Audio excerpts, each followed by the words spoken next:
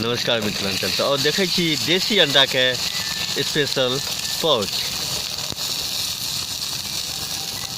भेल बात नहीं लगे छे, नहीं उठौलकै पानी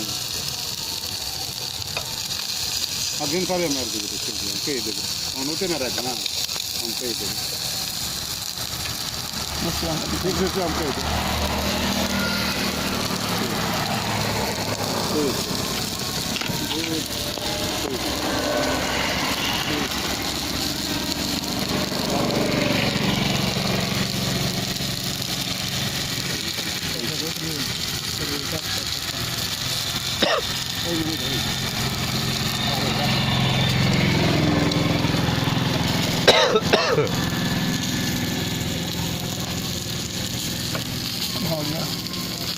टाइट नहीं ना हुआ दे पूरा न